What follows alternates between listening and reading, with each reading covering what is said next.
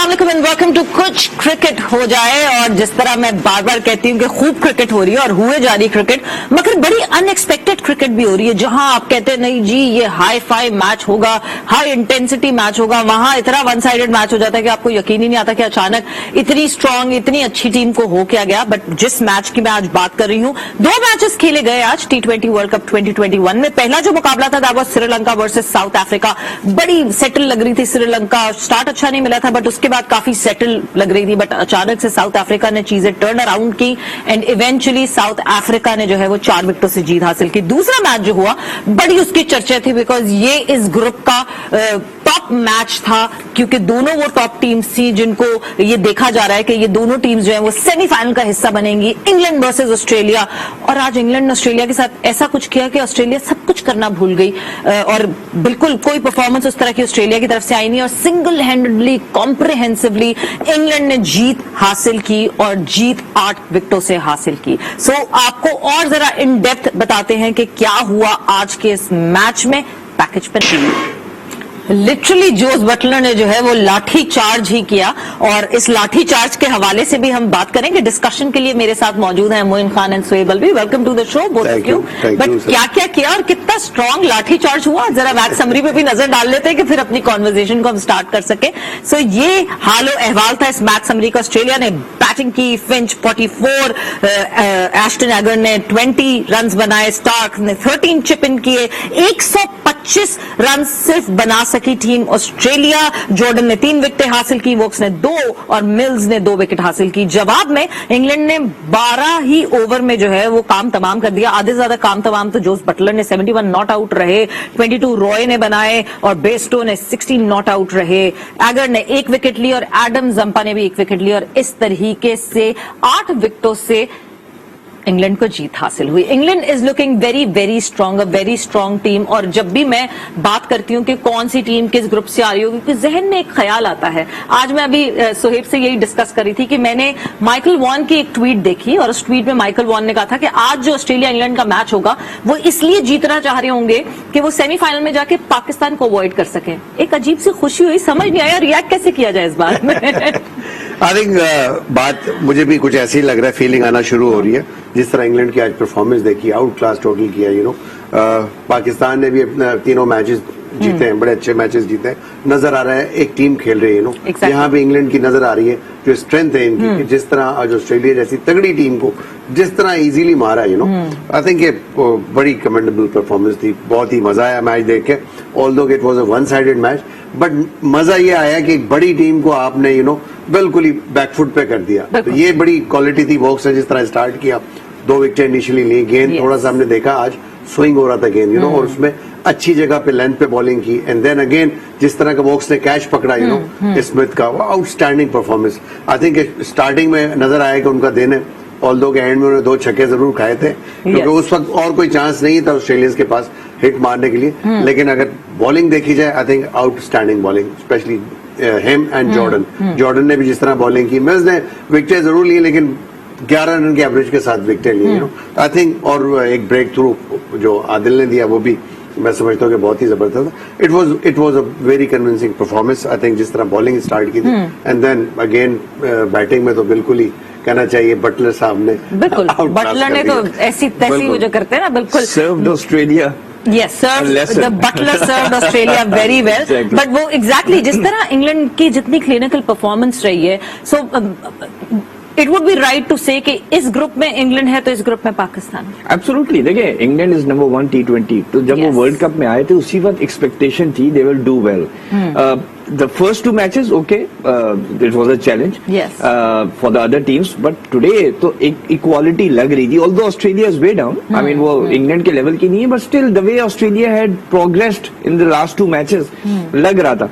I think Australia ने कुछ अपनी मिस्टेक्स की, जरा सा मुझे लगता है या तो वो प्लान बना के आए थे टू अटैक इंग्लैंड, बिकॉज देखिए जो वार्नर आउट हुआ, he walked into that ball. Yes. I mean you've got the second over coming up and you're walking toward a bowler who's considered one of the best T20 bowlers in the world. True. Right?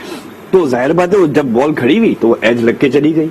Then Smith shot outside the off stump, उसको mid on pull कर रहा है। आपने मानना ही था, cover के ऊपर मारते, specially the way he is ये मिस्टेक्स हो गई, I am not saying it was anything, वो जो अर्ली मिस्टेक्स हो गई उससे जो इंग्लैंड ने पकड़ा है, तो आई मीन मोइन की जरूरत नहीं पड़ी, कैन यू इमेजिन? इमेजिन यही था। एग्जैक्टली आप तो यहाँ थे, मगर उस वाले मोइन की भी जरूरत नहीं पड़ी, जितना जो प्रेशर स्लाइटली बिगर बियर्ड देन यू शुरू में जितना प्रेशर क्रिएट कर दिया और उसी पे कैपिटलाइज करते चले गए, they did not let them get up again. I think एक देखें, टॉस का एक अपना इफेक्ट है, हर टीम टॉस जीत के यहाँ पे बॉलिंग करना चाह रही है। अगेन आपने देखा ऑस्ट्रेलिया की भी यही ख्वाहिश नजर आती थी बजाय, क्योंकि कोई भी टीम अभी तक टारगेट सेट नहीं कर पा रही। एक मैच वाहिद है अफगानिस्तान का जहां पे स्कॉटलैंड ने बहुत ही गंदी बॉलिंग की थी और 190 करा दी। अभी उसके अलावा कोई स्कोर ऐसा नहीं हुआ कि जो आई मीन हम कह सके यार ये चेजेबल स्कोर नहीं है। यू नो, छोटे टोटल्स हो रहे हैं, एट द एंड कोई ना कोई आके मैच करीब भी जाता है, लेकिन एंड में कोई एक आधा हिट मार के मैच जिता देता है। पहले मैच में हमने देखा जिस तरह आज जो पिछला मैच जीते हैं उसमें मिलर ने मैच जितवा दिया श्रीलंका उसमें।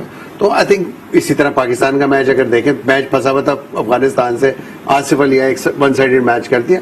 ये चीजें आई थिंक होती हैं, लेकिन इस मैच के अंदर मैं समझता हूँ टोटल आउट क्लास किया। एक तो जैसे शोएब भाई ने कहा कि प्रेशर डालने की ओवर कॉन्फिडेंट नजर आई, जो बॉडी लैंग्वेज थी, बॉलें अच्छी हो रही हैं, स्विंग हो रहा है और आप चल के भी खेल रहे हैं। देन अगेन जिस तरह आउट हुआ, स्मिथ आउट हुआ, वाकई अगर वो देखें बॉल शॉर्ट पिच बॉल थी, ऑफ साइड की तरफ बॉल थी, उसको पुल मारने चला गया। यू नो, आप उसको पॉइंट के ऊपर से भी मार सकते। सो आई थिंक वो जो सिलेक्शन ऑफ शॉट्स थी वो नहीं थी, and they were not expecting कि हम पहले बैटिंग कर लेंगे, शायद कि कोई प्लान नजर नहीं आया। कभी कभी ऐसा होता है टीमें जो अंडर प्रेशर आ जाती हैं, उनका ऐसे ही होता है कि नजर नहीं आता कि उनका कोई बी प्लान भी है। तो वही नजर आया कि कोई बी प्लान नहीं था ऑस्ट्रेलिया का यहाँ पे, और एट दी एंड जब 6 आउट हो गए थे, 5 आउट हो गए थे, उसके बाद एक पार्टनरशिप लगी और थोड़ा सा सेंसिबल किया। तो मैं समझता हूँ एक रीजनेबल कहना चाहिए कि टोटल फोर्स किया बोर्ड के ऊपर, लेकिन I think it wasn't enough, क्योंकि England is they are too good. जो नजर आ रहा है बॉडी लैंग्वेज से, वो बिल्कुल इस वक्त रूथलेस क्रिकेट खेल रहे हैं जो ऑस्ट्रेलियंस खेला करते थे। मतलब इस टोटल को तो देख के मुझे लगता है कि बटलर, रॉय ये तो ललचा गए होंगे बिल्कुल, जिस तरीके से ये जो टोटल था it was too easy for them, और इस वक्त जो है वो सोच भी नहीं रहे होंगे नेट रन रेट का, बट फिर भी एडवांटेज तो नेट रन रेट का आएगी advantage. But when I talk about Smith has been very off color. If I talk about his IPL, then I talk about his World T20 right now. उस तरीके का Smith, जिस तरह Smith है वैसा दिख नहीं रहा। देखिए, जो उसने साउथ अफ्रीका के खिलाफ जो ऑस्ट्रेलिया ने मैच जीता, Smith played a huge role, and then in the warm up matches he was pretty good. So I think this is just one off. Although आज शेन वॉर्न ने भी tweet किया है कि उसको टीम में ही नहीं होना चाहिए, which is strange. Shane Warne tweeting Smith should not be in the T20 Australian side, which is surprising. But again, coming back, I think जब मिस्टेक जो हमने की, स्मिथ ने जो एक शॉट गलत खेला, उसके अलावा I think there was a slight tactical error. Although I mean कहाँ मैं और कहाँ Justin Langer, they would know what they doing, but still you know जिस वो दूसरी विकेट गिरी, I mean I was commentating, उस वक्त फर्स्ट थिंग मैंने कहा वेट को आना चाहिए, क्योंकि 2 early wickets bring back a left and right, yes, and save Maxwell and Stoinis for the middle overs when the spin comes on, because ये पता था जब राशिद का पहले ओवर के बाद जिस तरह से उन लोगों ने खेला है राशिद को, पता था कि राशिद अब वापस नहीं आएगा, बिकॉज उसने एक ओवर ट्राई किया, डिडंट वर्क, राइट। सो आपका ये पेस आना था और आपका पावर प्ले था। Wade is a very good player in power play, and you realise कि once you lost 2 wickets you should not go for it. आपने मैक्सवेल को जो एक्सपोज किया टू द पेसमैन, अब वो मैक्सवेल का रोल ही कंफ्यूज हो गया ना। मैक्सवेल का रोल है to come and hit. Now if he starts hitting and Australia loses another wicket, they are in trouble. If he starts defending, वही बात जो उसके साथ होना था, ही गॉट आउट। तो आई थिंक यहाँ पे उसके बाद भी उन्होंने स्टोइनिस को भेज दिया। I just feel कि had Wade come in, और देखिए उन दोनों की जब वो आया Wade, तो the partnership was pretty good, because right and length हो गया, England sort of lost their length of something. बहुत देर हो गई। I think tactical mistake भी हो गई। You're very right. By the time Wade came, it was a bit too late. Yes. And then जैसे मोइन ने कहा कि look, they tried their best. बहुत अच्छी बात है कि 125 तक पहुंच गए। And but it was always going to be a cakewalk. Not that I expected England to finish it the way I did. मुझे लगता है कि वो एक मैच मुझे याद है 2015 के वर्ल्ड कप का, इंग्लैंड 50 ओवर था, इंग्लैंड 150 पे आउट हुआ था, मैकलम ने आके 11वें ओवर में मैच खत्म कर दिया था। तो आज इंग्लैंड ने वही किया ऑस्ट्रेलिया के साथ कि बटलर ने आके 11वें ओवर में खत्म कर दिया। और मतलब ऑलमोस्ट 6 साल लगे वो पे बैक करने के लिए, दो के फॉर्मेट डिफरेंट था। But when I talk about, अगर मैं पिच की बात करती हूँ, एक तो ठीक है इंग्लैंड की तरफ से बॉलिंग बहुत अच्छी हो रही थी, but even then it seemed very difficult for South African batters to bat. ऐसा लग रहा था कि विकेट बहुत ही मुश्किल है।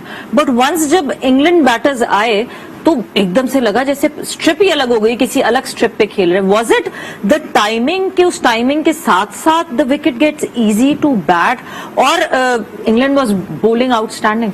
आई थिंक थोड़ा सा जूस था। कमेंटेटर्स भी आज कह रहे थे कि पिच पे थोड़ा सा एक्स्ट्रा ग्रास है, उसकी वजह से इनिशियली थोड़ा स्विंग मिला, सीम हुआ बॉल पिच पे लगने के बाद। आई थिंक ऑस्ट्रेलियन रेडी नहीं थे। ऑस्ट्रेलियंस जो जिस मोमेंटम में खेलते हैं उस मोमेंटम में ही चले गए। आई थिंक जब आपकी 1-2 विकेटें गिरे तो आपको अपनी स्ट्रेटेजी चेंज करनी पड़ती है। वहां पे जैसे कहा कि लेफ्ट हैंड ले आते, ला सकते थे लेफ्ट हैंड, या जो है उस नंबर के प्लेयर उनको थोड़ा सा समझदारी से खेलना चाहिए था। जिस तरह मैक्सवेल आए, मैक्सवेल ने भी आके हिट मार दी। अच्छा, it was a very good ball कि बड़ा पढ़ के बड़ा अच्छा सीम वो अंदर आए। इट वाज अनप्लेबल बॉल, मुश्किल होता है, लेकिन वो भी शॉट खेलने चले गए उसके ऊपर। तो इस वजह से मिस आउट हुई। जो भी आ रहा था वो शॉट खेलने जा रहा था। जो ऑस्ट्रेलियन जिस मोमेंटम को हर इनिंग में तलाश करते हैं और उसको अक्सर ज्यादातर अगर एज एन एवरेज देखा जाए तो वो ज्यादा इस पे रहते हैं कि एक मोमेंटम हासिल कर लें, 6, 7, 8, 9 रन, और इसी तरह ग्रेजुअली बिल्डअप कर रहे होते हैं। वो मोमेंटम उनको कहीं भी नहीं मिला बिकॉज कि उनकी विकेटें गिरती गई, विकेटें गिर के। और अगेन इंग्लैंड वाज रेडी। उनको पता था कि हमने टॉस जीतना है तो हमने क्या करना है, हमारे बॉलर्स ने क्या करना है। उनको पता था विकेट टू विकेट बॉल करेंगे कि पिच में ना थोड़ा सा जूस है। आई थिंक पिच वाज थोड़ी सी आज ओवरऑल सारे मैचेस में अगर हम देखें आज बिहेवियर थोड़ा सा डिफरेंट था। बाउंस भी नजर आया, एयर में स्विंग भी हुई ball, and then off the pace seam भी हुआ बॉल। वो अल्टीमेटली बिल्कुल हैंडल नहीं कर सके उस प्रेशर को। और जैसे इंडिया पाकिस्तान का मैच होता है, इन दोनों कंट्रीज का भी आपस में ऐसी राइवलरी है, तो प्रेशर जो होता है इन दोनों का भी बहुत ही हाईएस्ट लेवल का होता है। तो वो नेचुरली जब इतना प्रेशर होता है तो किसी भी टीम के ऊपर किसी वक्त भी प्रेशर आ सकता है। ऐसा अक्सर हुआ पास्ट में। जो पाकिस्तान टीम भी बिल्कुल ही इंडिया के खिलाफ कोलैप्स कर चुकी है काफी दफा। तो इस तरह की चीजें होती है आज। लेकिन खुशी ये है कि इंग्लैंड ने बहुत अच्छी क्रिकेट खेली आज, नो डाउट अबाउट इट, बहुत अच्छी क्रिकेट खेली। और जब मैं इस ग्रुप की बात करती हूँ तो ये दो टीम्स हैं जिनकी हम बार बार बात कर रहे हैं, ऑस्ट्रेलिया इंग्लैंड, ये आएंगी सामने, क्योंकि वेस्ट इंडीज ने तो बिल्कुल डिसअपॉइंट कर दिया। अब ऑस्ट्रेलिया के मैं अगले 2 मैचेस देखती हूँ, तो एक बांग्लादेश से, एक वेस्ट इंडीज से, विच मीन्स के अभी भी इंग्लैंड से हार के एटलीस्ट इतना बड़ा डैमेज इस तरह से ऑस्ट्रेलिया को नहीं हो। हाँ जी, पोजीशन का हो सकता है कि मे बी अभी से नहीं कहना चाहिए, बट शायद पाकिस्तान से खेलने के लिए ऑस्ट्रेलिया को मिले, बट ज्यादा सेमीफाइनल का डैमेज नहीं होगा कि हाँ जी सेमीफाइनल में जाना मुश्किल हो जाए इफ साउथ अफ्रीका सरप्राइजेस। मैं अभी यही उस पे आने वाला था। I am glad you picked up that point. If South Africa for some reason defeats England, okay, Australia are cooked. Why? Because net run rate पे ऑस्ट्रेलिया बहुत नीचे चला गया। Yes.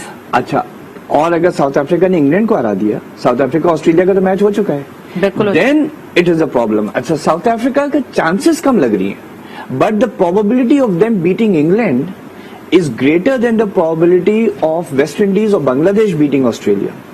So Australia, I think, has got it easy for the next 2 matches, but they'll be very worried looking over their shoulder at South Africa versus England match. Yes. So that could be a decider in this group. लेकिन either way, अगर Australia पहुंचता भी है semifinal में, and the way it looks, I think we should start studying Australia very closely for a possible semi-final clash. And I think जैसे आज मोइन ने analyse किया है, हम लोगों ने जो बातें की हैं, इनकी कुछ वीकनेसेस लग रही हैं, एंड स्पेशली जब इनके 2-3 जल्दी आउट हो जाते हैं, so then they get into a lot of problem. And more worrying was their bowling. Again, 125 is not that bad a score, right? It is bad, but the way the bowlers just couldn't get into the English openers. They just gave up. मुझे तो लगता है वो target देके कोई body language ही नहीं। Match में जिस तरह की बॉलिंग की थी, हाँ, बिल्कुल भी नहीं। मैंने जिस तरह के सीधे छक्के पड़े उसको, मैं भी अभी यही कहने वाला था कि what I was surprise was, चलिए स्टार्क का मैं कहता हूँ कि उसका स्टाइल जरा सा है, वो is in the Twilight zone. अब आई थिंक लास्ट ईयर है उसका, फिजिकली भी हो जाता है, but Cummins and Hazlewood, you know I was surprised कि उनकी बॉडी लैंग्वेज भी बिल्कुल ऐसी थी जैसे हारे में। Yes. दूसरा ये था कि Zampa I feel again tactically उसको तीसरे चौथे ओवर में ले आते। तो देखें, आपको ये पता था कि अगर ये ओपनर 8 ओवर खेल गए, 6 ओवर खेल गए, एक विकेट भी गिरी, मैच खत्म। अगर आपने वाकई जीतना है तो you had to take wickets and Zampa was your wicket taker. And when you are short on target, जब आपका टारगेट छोटा है तो आप पहले ही फ्रॉम द वर्ड गो आपको अटैक करना चाहिए था, जो कि वो अटैक मतलब वो पहले से ही लग रहे थे कि वो हार मान। इस वक्त जो ऑस्ट्रेलियन कोच है ना Moeen, he will also be very taken to task. उसने आज टेक्निकल स्ट्रेटेजिक दोनों ब्लंडर्स में, ठीक है, फिंच के ऊपर आती है, लेकिन आजकल जब आप कोच को इतनी प्रोमिनेंट रोल दे रहे हैं, देन ही इज आंसरेबल कि आपने बैटिंग ऑर्डर में क्या पिक किया, आपके बॉलर्स जो थे उन्होंने उनका क्या गेम प्लान था, बॉलिंग प्लान था। So you know Australia have a lot to answer for. आज वो सिर्फ डिफीट की वजह से नहीं डिमोरलाइज होंगे, they must be worried about you know their combination and their strategy. No but defeat with such a big margin is वो भी फ्रॉम द ओल्ड एनिमीज को एग्जैक्टली आर्क राइवल्स वाली। नेचुरली मेरा ख्याल है बैठना पड़ेगा, सोचना पड़ेगा, उन्होंने the way they played the game today, but alarming नहीं है मेरा ख्याल है, बिकॉज के इनका ट्रेडिशन ही ऐसा, इसी तरह खेलते हैं अपनी क्रिकेट सारी, टोटली जाते हैं, जाके प्रेशर डालते हैं दूसरी टीमों पे।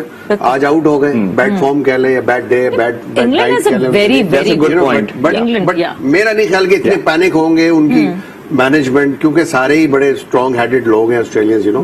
मेरा ख्याल है कि यही कहा जाएगा ड्रेसिंग रूम में, one of the bad day और बैड मैच आते हैं, Just move on. Carry on और गेट द मोमेंटम जो हमारा है उसी पे रहना है हमें। Exactly and the kind of team England is, मतलब इंग्लैंड को अगर आप देखें तो T20 को एक डिफरेंट स्पोर्ट की तरह वो बिल्कुल फॉरवर्ड लेकर जा रहे हैं, और जिस तरह वो उस पर ट्रेन आउट करते हैं। बट एक चीज जो कि अगर मैं अपने ग्रुप के हवाले से कहूं, पाकिस्तान के ग्रुप के हवाले से कहूं, एक चीज जो इंपॉर्टेंट, कल एक बहुत important match which is India versus New Zealand, और इंडिया वर्सेज न्यूजीलैंड के मैच को लेकर ट्रेंट बोल्ट सेट कि शाहीन शाह जैसी अगर स्विंग मिली मुझे तो I would be very deadly for India. How good does it feel? उसको कौन देगा स्विंग? उसने ही करनी है। मिली का मतलब कोई ऐसी एक्स्ट्राऑर्डिनरी क्लाइमेटिक कंडीशंस तो नहीं है। आई थिंक थोड़ा जोर लगाना पड़ेगा उसके। मैंने पाकिस्तान वाले मैच में देखा था, जोर नहीं लग रहा था। नए बॉल से आपका जोर नहीं लगता तो स्विंग नहीं होती, यू नो। अंदर लाने के लिए आपको पूरा जोर लगाना पड़ता है, बैक का, शोल्डर का जोर लगाना पड़ता है, फिर गेंद अंदर आती है। इसी तरह आज हमने मिचेल स्टार्क को भी देखा, उसका जोर नहीं लग रहा, बिल्कुल स्ट्रेट बॉडी आ रही थी। जब तक आप बैंड नहीं होंगे सही तरीके से, यू नो, आपको स्विंग नहीं मिलता। तो वो बोल्ट के लिए बहुत इंपॉर्टेंट होगा। उसको देखना चाहिए कि स्विंग क्यों नहीं मिल रहा, और जिसको मिल रहा है उसको वजह क्या है मिलने की, यू नो। तो उसको थोड़ी सी जान मारनी पड़ेगी। यकीनन इंडिया, उनकी वो पेस नहीं जो शाहीन की पेस है, तो इंडिया के लिए थोड़ा सा इजी होंगे वो फिर भी। तो मुझे ऐसा लगता है कि इंडिया की जिस तरह की टीम है और जितने ये फॉर्म में रहे प्रीवियसली, नेचुरली अभी मॉरली डाउन तो है, कॉन्फिडेंस शेक जरूर हुआ होगा, लेकिन उनके प्लेयर जिस तरह ऑन दी यानी फीट वो उठाते हैं शॉट, वो इस पेस पे छक्के मारेंगे इनको, यू नो। तो इनको बहुत एक्यूरेट करनी पड़ेगी बॉलिंग अपनी। अगर एक्यूरेट नहीं होगी तो देन मुश्किल है बोल्ड के लिए कि अर्ली ऑन विकेट हासिल कर सके नए बॉल पे इंडिया के खिलाफ। इतना गैप भी मिला है, इतना टाइम भी मिला है, और रीसेंट पास में हमने देखा है, मतलब पिछले, मैं एक साल की पूरी बात करूं, 36 ऑल आउट से ऑस्ट्रेलिया में जीत जाना, इंग्लैंड में आप बिल्कुल बॉक डाउन होके फिर वापस कम बैक कर लेना, अपने ही कंडीशंस में हार के और फिर एकदम से, मतलब पहला मैच हारने के बाद एकदम से वो come back ability that is present in India, अभी जो हम रीसेंट पास में देखते हुए आए हैं। सो अगर कल के मैच की मैं बात करूं, न्यूजीलैंड वर्सेज इंग्लैंड, बिकॉज वो डिसाइड करेगा कि हमारे ग्रुप से दूसरा कौन सेमीफाइनल में जा रहा है। What's your take on that? जैसे बोल्ट ने कहा है, I don't think Indians will be too worried, because जैसे मोइन ने कहा, बोल्ट के पास वो थ्रेट नहीं है जो आमिर की 2017 में थी और जो शाहीन शाह अफरीदी की कल थी। I think Indians have got a lot of resilience. वो जो उनका पिछले 2 साल दैट यू मेंशन्ड, 2-3 साल का, उसमें they become so confident of the bench strength कि वो जो ऊपर वाला प्लेयर है जो पहले 11 में, एक तो he is very conscious I have to play my best, वरना मेरा रिप्लेसमेंट बैठा हुआ है, पहली बात। दूसरा ये है कि क्योंकि बेंच स्ट्रेंथ है, तो the coach is not worried. The coach is not worried, he says कि चलो 1-2 आउट भी हो गए तो मेरे पास दूसरे प्लेयर भी हैं। So I think India have got an edge over New Zealand, I will be frank. एक तो कंडीशंस प्लस जो उनकी स्पिन है, Santner is good, Sodhi is good, but Indians play these bowlers all the time. Yes. तो मुझे लगता है कि 1-2 bowlers इनके जरा से ट्रबल करेंगे। I think I wouldn't be surprised if India plays Ashwin tomorrow for a spin, because जितना आप न्यूजीलैंड के खिलाफ स्पिन कराएंगे with experience, Chakravarti? I really don't know. I can't really say not that. that fit, but yeah. But even one of the pacers like Shami को आप drop कर सकते हैं, because मैं उसका ट्रैक रिकॉर्ड देख रहा था T20 में, 2-3 साल से खेल रहा है, कोई ऐसा एक्स्ट्रॉर्डनरी नहीं है. He's got a economy rate of 10 runs per over in his T20 record. So I think New Zealand can play bowlers like that. But अगर आप ज्यादा स्पिन ले आए, अश्विन को ले आए, as you said, दूसरे स्पिनर की जगह, बट ना भी लाए तो एक पेसमेंट कम खिला के खेलें. I think India have an edge over New Zealand. और क्योंकि पेसमेंट का ऑप्शन वापस आ गया, हार्दिक पांड्या की हम बात कर रहे थे, बट अब वो नेट्स में दिखा है, बॉलिंग भी करता हुआ, बैटिंग भी करता हुआ. सो विच मीन्स कि Hardik Pandya would be bowling in tomorrow's match as well, which means addition हो गया आपके पास, जो एक बॉलर कम आपको दिख रहा था कि वो इंडिया के पास ऑप्शन ही नहीं था और बॉलर. बिल्कुल, आई थिंक, बट जो मेन मैच था उसमें उनकी प्रेजेंस नजर ही नहीं आई कहीं बॉलिंग में, तो उस एक सिलेक्शन की वजह से पूरी टीम का मोरल डाउन हुआ, मैच हार गए आप, और फिर आपको कम बैक करने के लिए बहुत ज्यादा एफर्ट करनी पड़ती है, and you doesn't have time कि अब जाके आपको टाइम मिल जाएगी. New Zealand again it's a very competitive team, like इनको इतनी आसान नहीं है.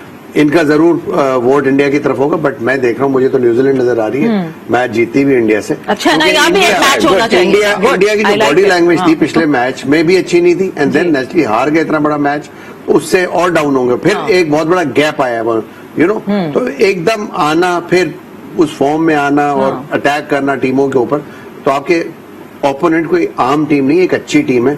उनके पास भी प्लेयर ऐसे हैं वो जो मैच विनर्स हैं, और मेरा ख्याल है पाकिस्तान से हारने के बाद न्यूजीलैंड भी के लिए भी थ्रेट है कि आगे हमने पहुंचना, तो दिल फाइट बैक. मुझे नहीं लगता इतना आसान मैच होगा इंडिया के लिए, या न्यूजीलैंड को हराना बहुत ही आसान होगा. चेयरमैन टॉस चेयरवुमन को कास्टिंग वोट देते हैं. Toss would be important. I will reserve my vote until the break and then I will come back. But जिस तरह आपने बॉडी लैंग्वेज इंडिया की बात की, सो एक कमेंट जो कि प्रेस कॉन्फ्रेंस में जो है वो विराट कोहली ने दिया था, जिससे अजय जडेजा बहुत नाराज थे. ब्रेक पर जा रहे, ब्रेक से वापस आते हैं तो आपको बताएंगे क्या कमेंट था वो, और क्यों नाराज थे अजय जडेजा, और क्या कहा था विराट कोहली ने ऐसा, after this break.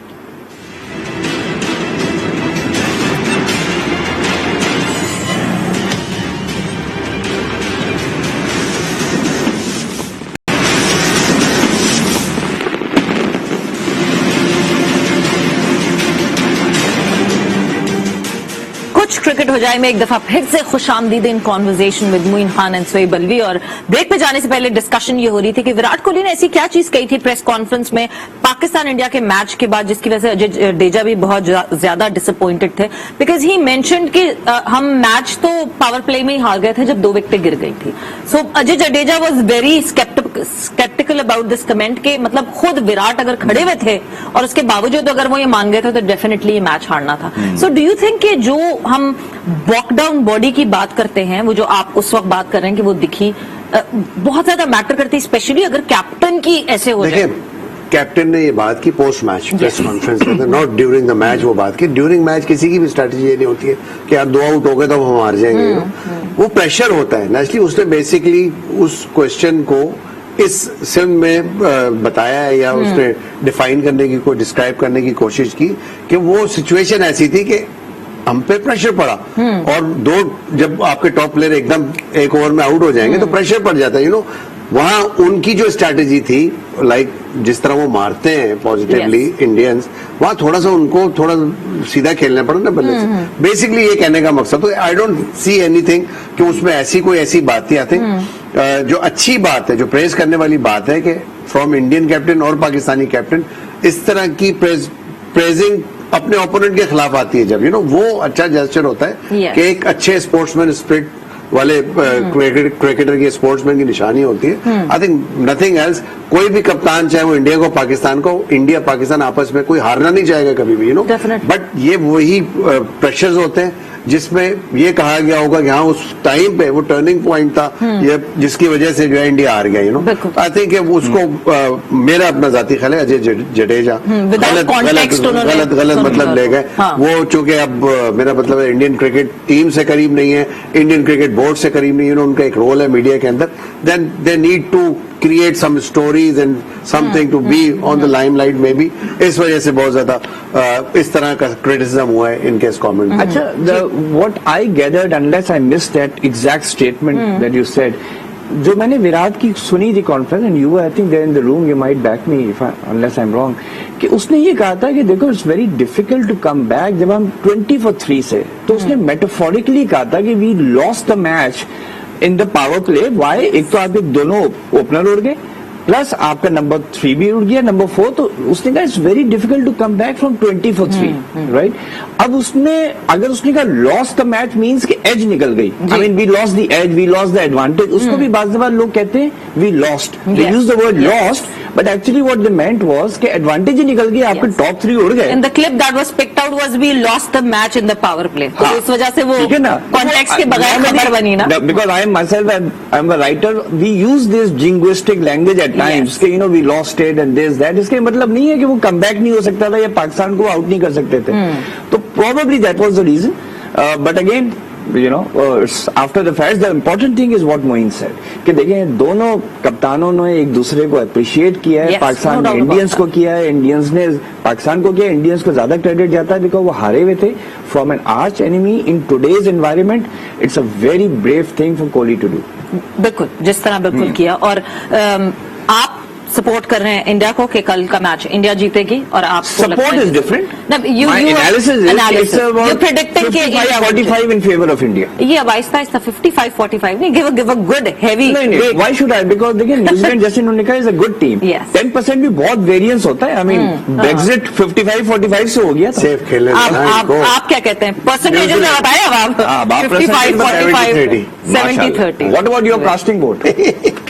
My casting vote के बाद बता दूंगी। नहीं, I believe India has an advantage. They have an advantage of overcoming it, and then the conditions. I would say the conditions suit them. So yes, but आज जो है, जो पहला मैच खेला गया T20 वर्ल्ड कप 2021 में, जहां पे श्रीलंका का मुकाबला हुआ साउथ अफ्रीका से, और साउथ अफ्रीका ने एकदम से काया पलटी और 4 विकेटों से जीत हासिल कर ली।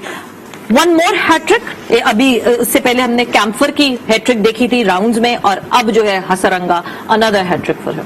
It was good performance of course, but unless कि अगर आप उस हैट्रिक से जीत जाते तो एक उसकी डिफरेंट बात होती है, नो मैच में वापस लेके आया श्रीलंका अपनी टीम को, लेकिन at the end David Miller was too good for him. I think maybe शायद कैलकुलेशन कह लें, या अगर वो जो आखिरी 2 ओवर्स हुए उसमें अगर आप स्पेशली सेकंड लास्ट ओवर में अगर आप देखें तो 3 बहुत अच्छी यॉर्कर्स की थी, एंड उसी यॉर्कर को करने के लिए लेंथ बॉल हो गई, उस पे थे स्लो बाउंसर्स कर सकते थे, यू नो, आप लेंथ बॉल पे चले गए, यॉर्कर में चांस होता है अक्सर कि लेंथ बॉल गिर जाए, यू नो, तो वो आप आई थिंक थोड़ा सा खराब चला गया श्रीलंका के। Otherwise Sri Lanka bowling was very very good, and they kept continuous pressure on south African, और टाइम टू टाइम और विकेटें गिरती गई उनकी, विकेटें कहीं भी देखे ना कोई पार्टनरशिप नहीं लगी, एक ही बड़ा स्कोर हुआ, देन एंड में मिलर ने और रबाडा ने मैच जितवा दिया उनको, तो कोई पार्टनरशिप नहीं थी, टोटली कमांड किया हुआ था गेम, और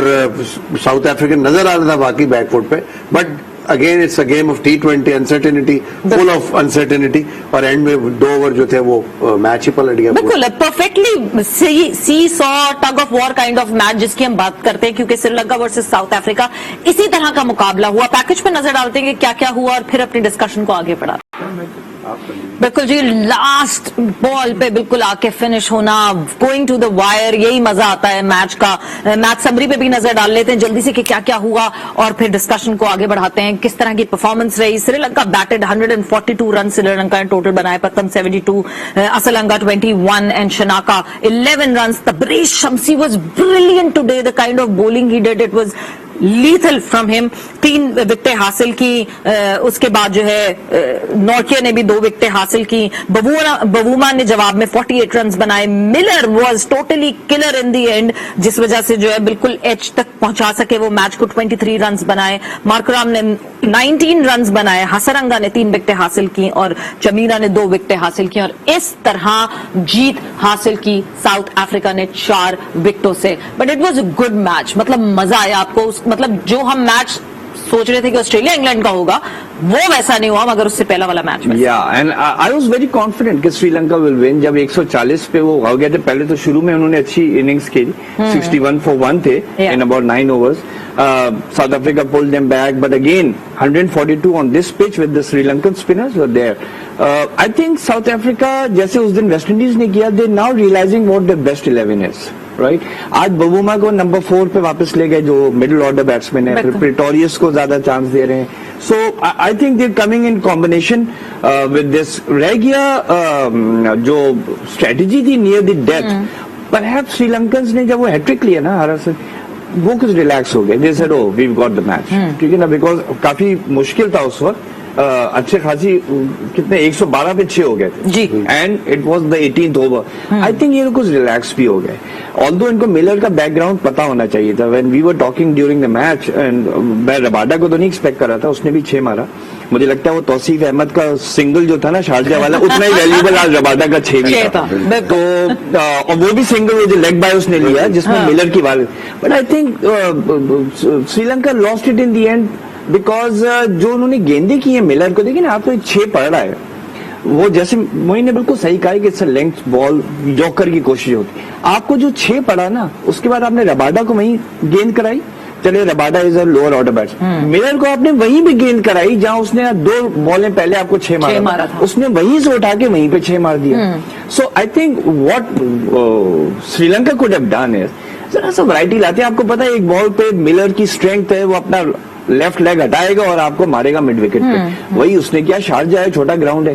सो I think Sri Lanka lost it in the last 2 overs. Mentally, physically तो वो ले गया Miller, but I think mentally also Sri Lanka sort of took it easy कि मैच तो जीत गए जब उन्होंने प्रिटोरियस को आउट कर लिया था. That was I think the mistake. But मुझे खुशी ये हुई कि now that south Africa one, जो मैं बात कर रहा था ना कि अब साउथ अफ्रीका इंग्लैंड का जो मैच होगा वो साउथ अफ्रीका के लिए अब बहुत मायने रखता है. बिल्कुल. पॉइंट्स टेबल बहुत इंटरेस्टिंग हो गया. अगर पॉइंट्स टेबल पे हम क्विकली नजर डाल सकते हैं, सो अगर हम बात करें पॉइंट्स टेबल की, तो बड़े इंटरेस्टिंग हो गए इस तरह की ये जीत, ये हार, जिस तरह आज श्रीलंका साउथ अफ्रीका का मैच हुआ. सो अगर हम पॉइंट्स टेबल देखेंगे तो हमें अंदाजा होगा कि कौन सी टीम इस वक्त कहां मौजूद है और किस तरह का टफ कॉम्पिटिशन चल रहा है. सो पॉइंट्स टेबल यहाँ पे अगर हम देखें ग्रुप 1 का, सो England comfortably on the top, 3 में से 3 मैचेस जीती हुई है. साउथ अफ्रीका ने 3 में से 2 मैचेस जीते में एक हारा है. ऑस्ट्रेलिया 3 में से 2 मैचेस जीत के, बड़ा टफ कंपटीशन इस वक्त साउथ अफ्रीका दे रही है, इसलिए साउथ अफ्रीका इंग्लैंड का मैच बड़ा मजे का होगा. श्रीलंका 3 मैचेस में से 1 जीते, वेस्ट इंडीज 3 में से 1 जीते, एंड बांग्लादेश अपने कोई अकाउंट अभी तक ओपन कर नहीं सका. दूसरी तरफ हम ग्रुप 2 की अगर बात करते हैं, सो कंफर्टेबली टीम पाकिस्तान जो है वो टॉप पे मौजूद है इस वक्त, और उसके बाद फिर आपको दूसरे नंबर पे दिखती है अफगानिस्तान, जिसने 2 मैचेस में से 1 जीत हासिल की हुई है. नमीबिया जिसने 1 में से 1 खेला है और 1 जीत हासिल की भी है. उसके बाद न्यूजीलैंड जिसने 1 के बाद कोई जीत हासिल नहीं की हुई, जो 1 खेला है. इंडिया, इनके मैचेस क्योंकि अभी तक हुए नहीं है, इसलिए एक क्लियर पिक्चर मैं कहूं कि इस वक्त जो है ना ग्रुप 2 का जो टेबल है वो इस वक्त आपको कंफ्यूज कर रहा है, क्योंकि जाहिर सी बात है मेजर मैचेस आपको इंडिया और न्यूजीलैंड के दिखे नहीं है. कल नेशनली मैच है, तो अब एक चीज थोड़ी सी और पोजीशन क्लियर होगी. नेशनली इन दोनों में से एक टीम ऊपर चली जाएगी, उसके 4 पॉइंट हो जाएंगे.